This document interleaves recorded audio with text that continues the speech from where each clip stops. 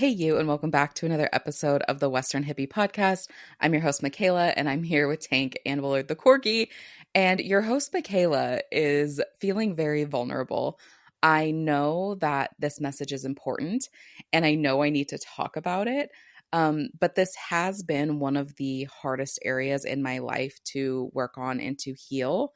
And in so many ways, I am still healing it, but I have figured out some very specific patterns and I know what it's like to feel hopeless and helpless in a lot of ways in this area of life. And so this is so important to me and it is on my heart. And I know how important it is to talk about this and help you with this today because of how defeated I felt.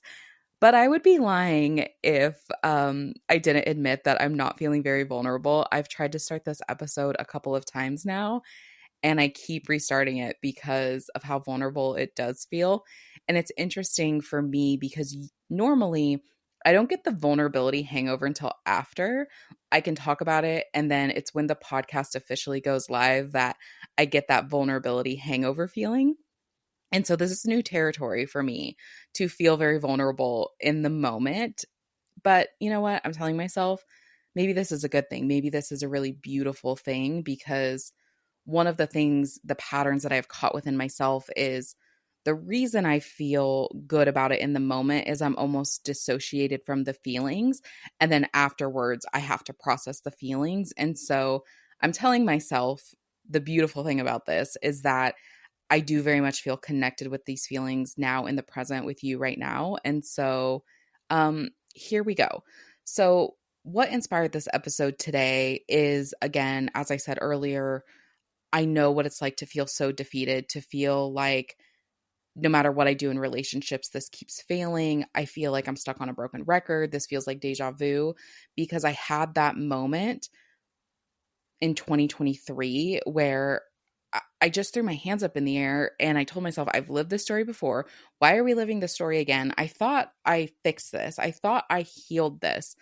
And I hadn't. And I hadn't because I didn't even know what the problem was, because what I've learned in the last couple of years is our brains catch the external patterns pretty quickly and pretty easily. And in that, the brain automatically looks for an external solution. When the imbalance, the thing that is creating this pattern in our relationships is actually within. And so it wasn't until in 2023 when, again, I felt like I was on a broken record. I've done this before, that I had went to my spiritual mentor and said, I don't know what is going on. I need to fix this. Can you help me? And then that was when I was really able to see, oh, this is the problem and this is how I fix it. And so without further ado, I'm going to get into the story. And then at the end of the story, I am going to give you the emotional healing tools to shift and heal this from within. And so the pattern no longer gets created. And actually, before I go into the story, I did just want to add something else. And that is, it's not your fault. It is our responsibility to heal these things, but we are taught from a very, very young age, on top of the brain already having this default mode of looking for external solutions for internal problems. On top of that, it is reinforced by our current society. And the example I always think of, we're even taught to raise our hands in school and get external permission to go to the freaking bathroom. And one of the coolest teachers I ever had was a teacher who didn't have us ask for permission to go to the bathroom. She did still want to know where we were at, though, which to me totally makes sense. She's responsible. It's one person responsible for a room full of 30 children. I totally understand the safety part of it, but she had stuffed animals. We had a boy stuffed animal and a girl stuffed animal. And really all she asked, unless it was an emergency, that only one person go to the bath, one male and one female go to the bathroom at a time. But we had these stuffed animals. And when we had to go to the bathroom, we just had to put it on our desk, basically to alert her, hey, we're in the bathroom. And of course, if we were gone longer than a certain period of time, she would have somebody go check on us to make sure we were okay.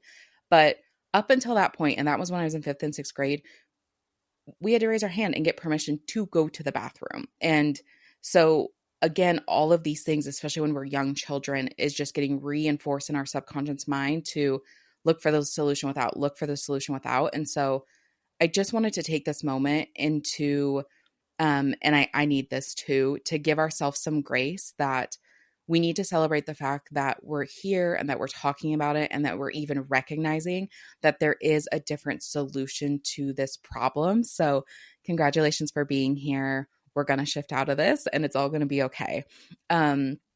So what happened, my story is I was 19 and that was the first time I had got into, I have a hard time even calling it like a relationship sometimes because I don't know, there's so much stuff that we're just not taught. And him and I were never like, we never had the, are you my girlfriend? Are you my boyfriend? But we had dated for a couple of months and were committed to each other.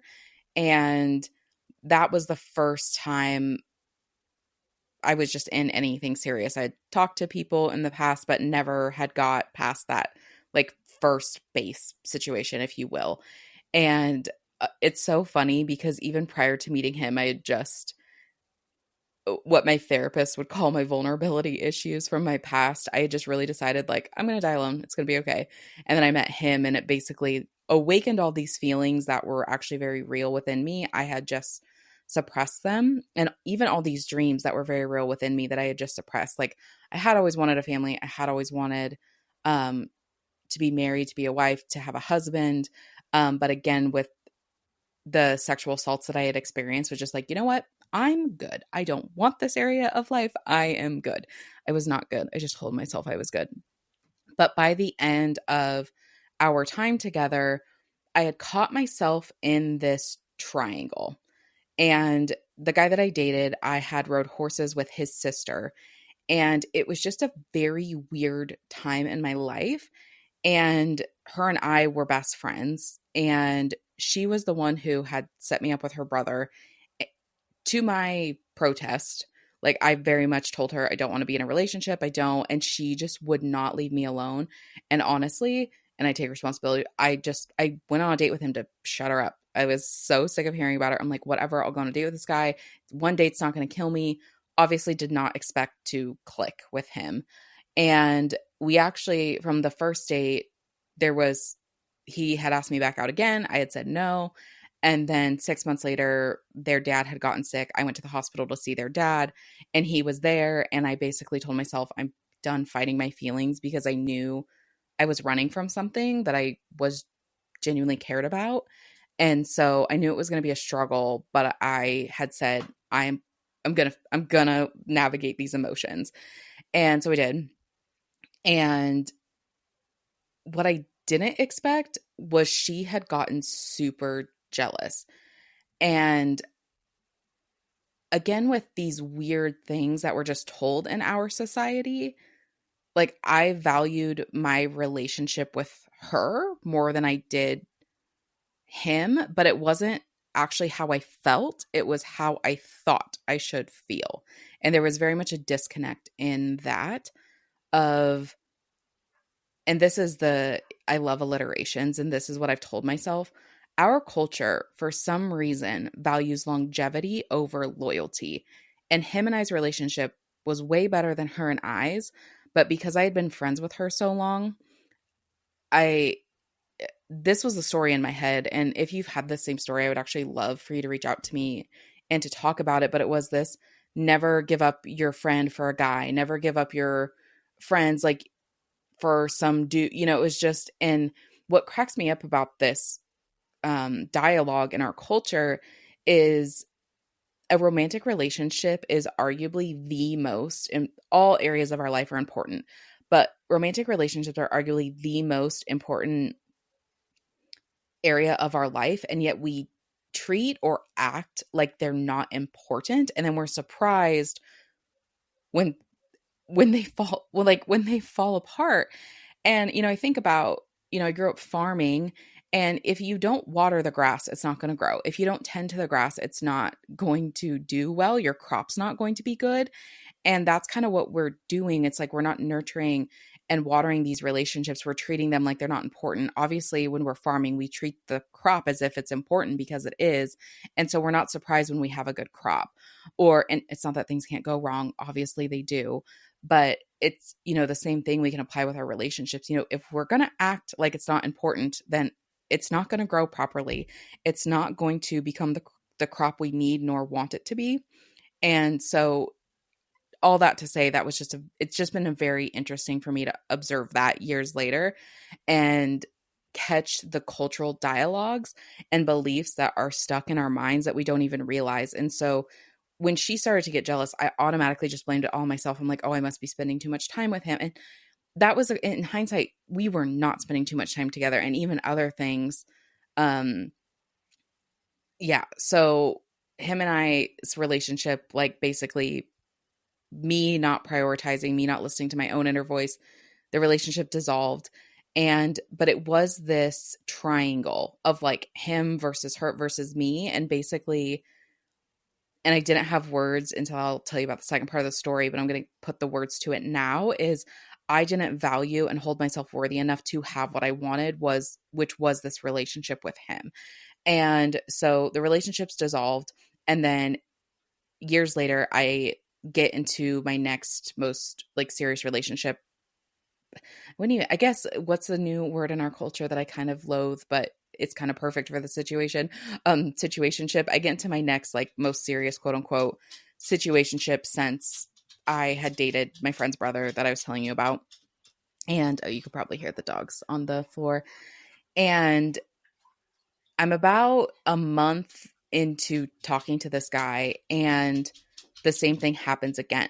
This triangle thing happens where this other person liked him, and I did, and I was like, well, screw it. Like, she can have him. Like, I'm not going to be the woman that gets in, like, I'm not going to be the reason, if he wants, like, whatever he wants her, she can have. And the dumbest thing was, and this is how she was married. This person, that has not been an issue for her, I'll just say, in the past, but I was still like, okay, whatever. And it was about a week after that happened that it's kind of a weird moment, but metaphorically, this is all I can think about how to explain it, is I pulled my head out of the sand long enough to like, oh crap, I've done this before. What the hell is going on? Like, I've lived this before. Why is this happening again? So I call my spiritual mentor and I asked her, I'm like, can you get me in as soon as possible? Because I am living this moment of deja vu. The record is skipping, the past is repeating, and I am done with this crap because I don't know what the issue is, but I know it's me because my mom always had this saying about, you look for the common denominator, and if the common denominator is you, it's a you problem. And I very much realized I was the common denominator because prior to me talking to this guy, he had been in an 8-year relationship. Like, him and I had started talking right as that, which was probably not a brilliant idea on my behalf, but we'll talk about my not so brilliant ideas later. But he had just ended. So I knew the relationship issue wasn't him, because he had very long-term relationships in the past. And then again, with the person I had dated when I was 19, after him and I had gotten together, again, he had much longer term relationships than the one him and I had. So I'm like, okay, this pattern is definitely a Michaela thing. So call my spiritual mentor, and we're working through it. And I'm seeing, as her and I are working through the emotional root cause of this issue, I'm seeing the pattern, but I'm still not getting it. Like, I didn't know this could even be a thing. And Kimberly from TK Stretching is my spiritual mentor, and she looks at me and she says, "You're taking yourself for granted." And I remember looking at her like just so confused. And she said, "What?" I'm like, "Can you do that?" And she said, "What?" I'm like, I know you can take other people for granted, but can you take yourself for granted?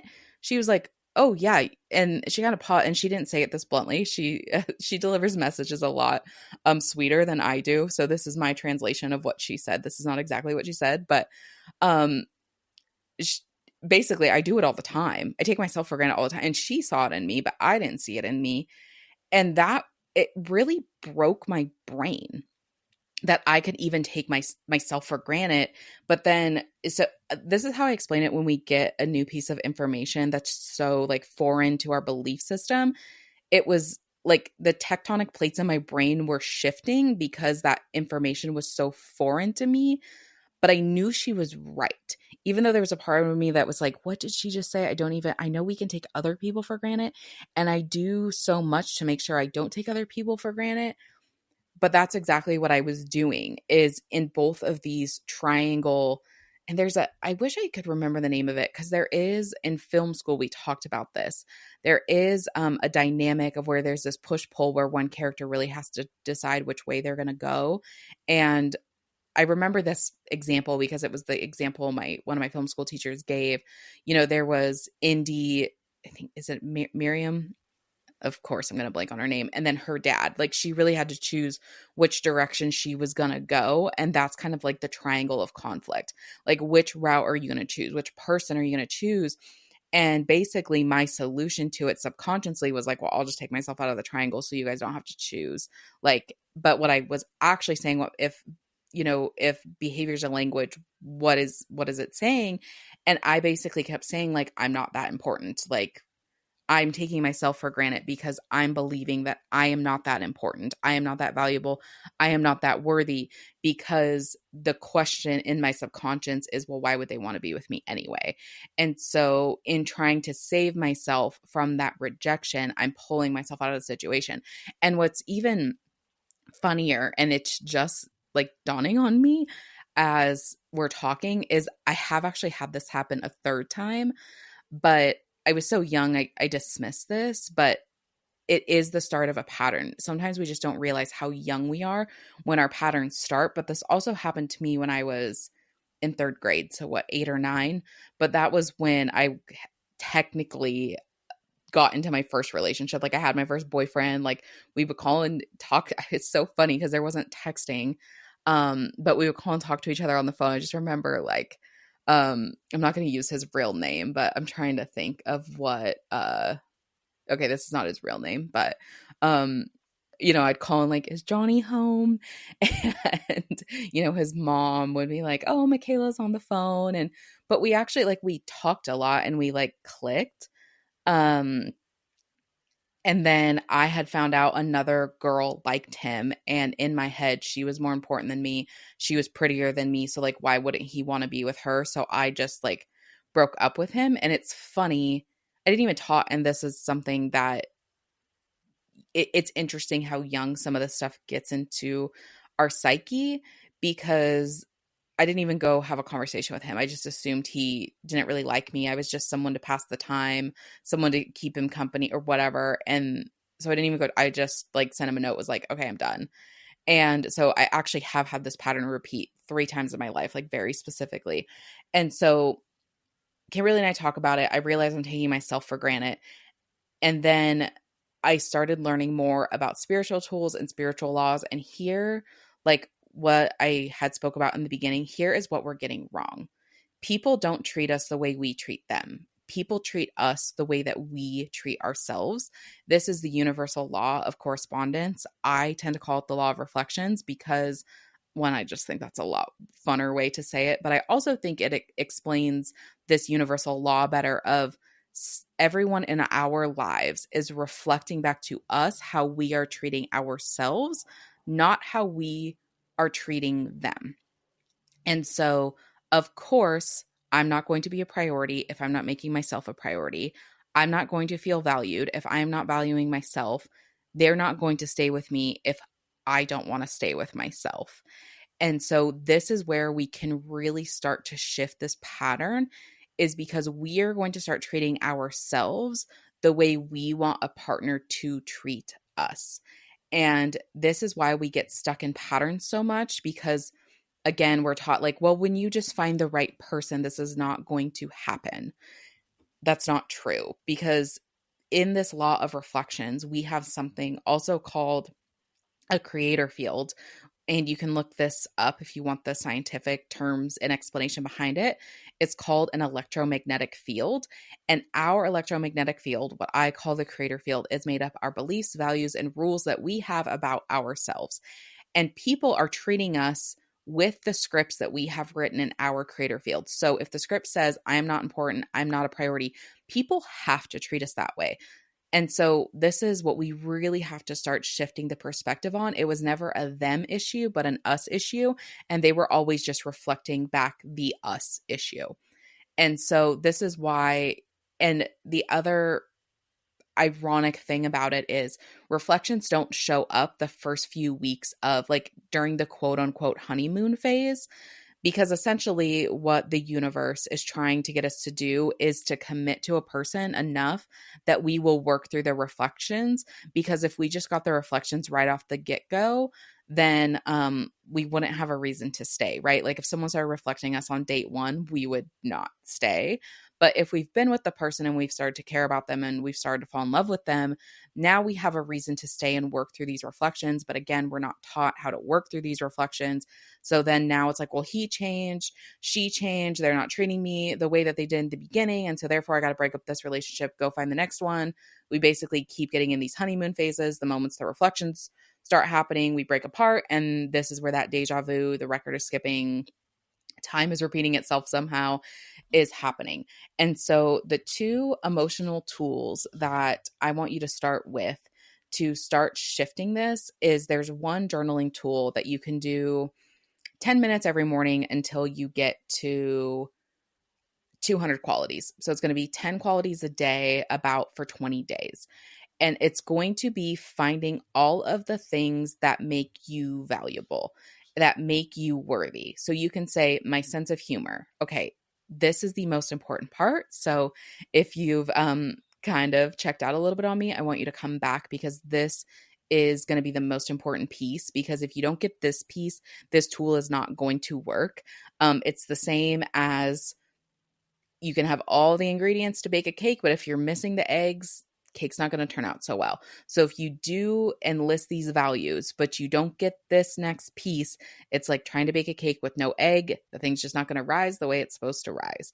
And because the qualities themselves tell our conscious mind that this is true, but it's the feelings and the images that tell our subconscious mind that this is true. And the subconscious mind is in charge for 90% of our everyday experience. So if we don't get the subconscious mind on board, you are only solving 10% of this equation and not 100% of this equation. And this concept was a little hard for me at first. And the thing that I always remind myself when we're debating, well, how is this so important if I can't think about it or if I don't know about it? Like, how is this subconscious mind so important if it's unseen, right? And the thing that I always come back to is which part of your mind, the conscious or the subconscious, is keeping your heart beating.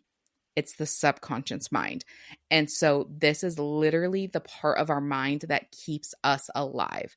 And so that's why it is so important to get this on board. And so when we list the quality, like my sense of humor makes me valuable, we have to connect it to an emotional memory that proves this quality to be true.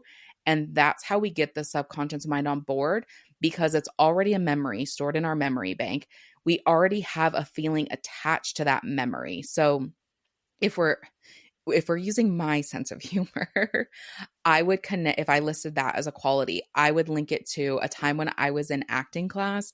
There was this acting tool where you said the same sentence 15 times, I think. You had a partner that you were acting with. And so I would say, your hair is pretty. And the partner would say, you have nice skin. But the point was, you had to say that same sentence with 15 different meanings. So I would say, your hair is pretty, and just meaning to be calm and neutral.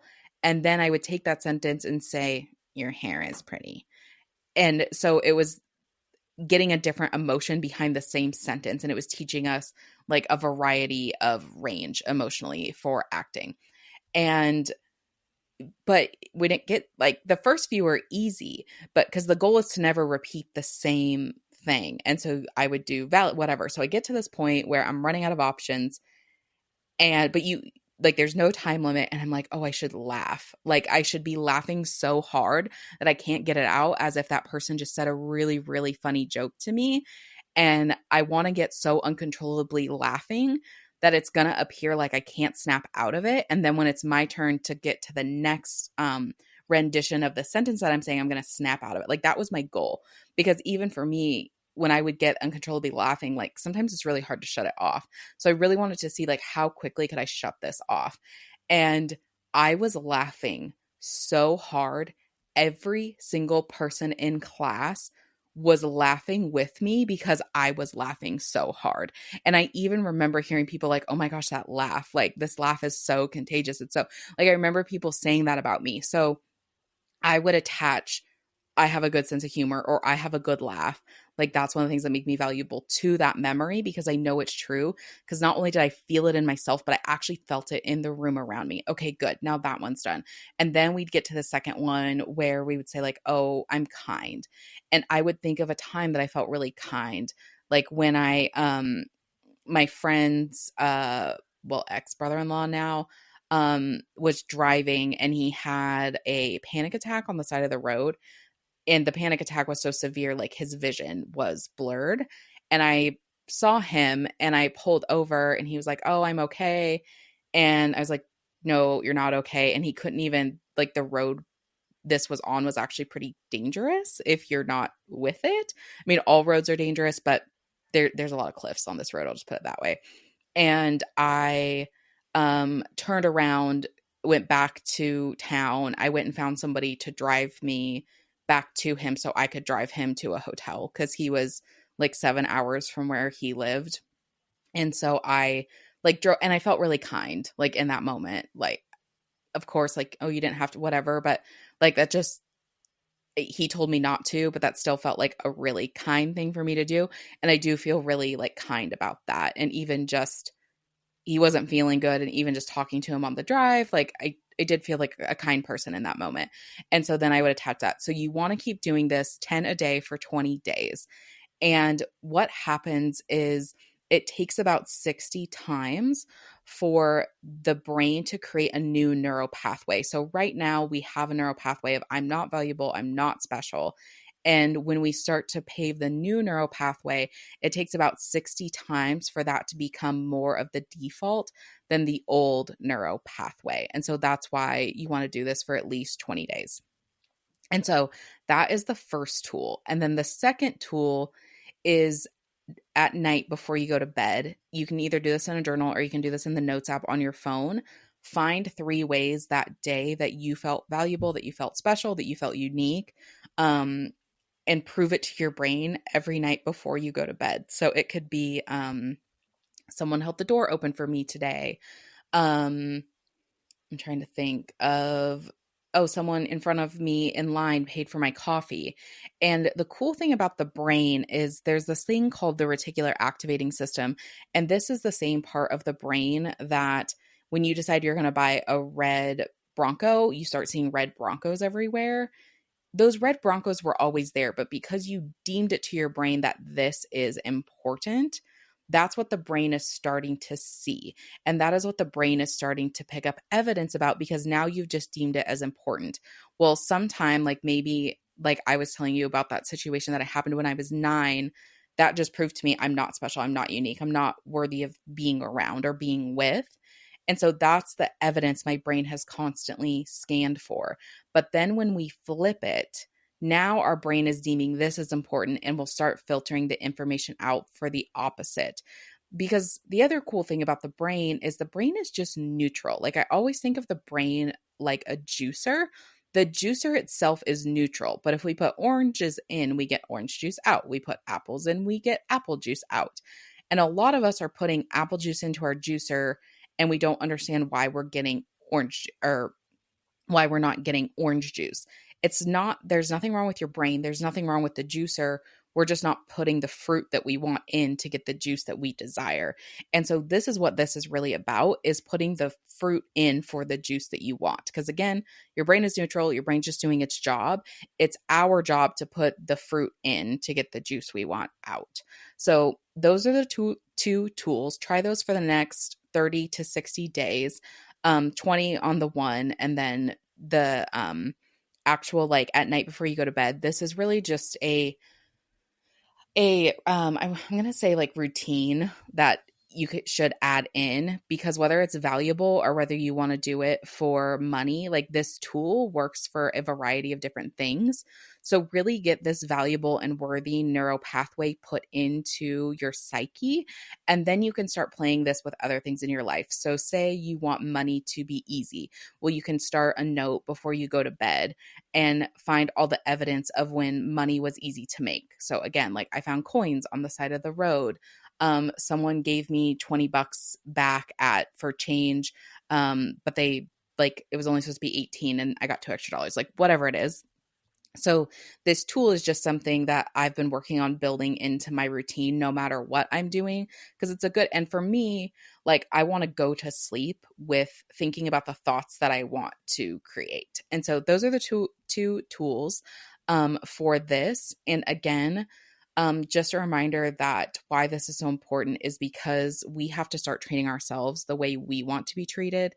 Again, things have just been like so bass backwards of how we've been taught to do things.